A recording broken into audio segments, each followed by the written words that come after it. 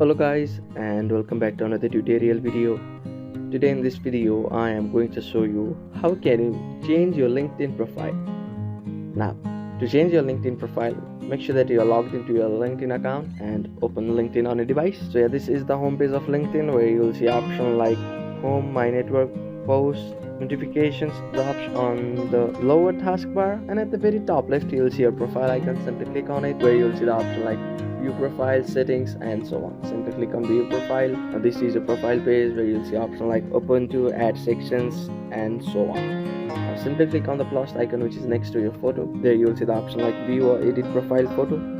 Simply click on view or edit profile photo. Now if you want to edit, simply click on edit. If you want to add photo, simply choose on the option which says add photo. To add photo, you may choose the photo or simply take a photo right away. To select the photo, you may select it and you may crop it and simply click on save, which is at the very top right, to save the changes on your LinkedIn account. So yeah, that's it. That's how you can change profile photo on LinkedIn. Thank you for watching our videos. Please don't forget to like and subscribe to our channel.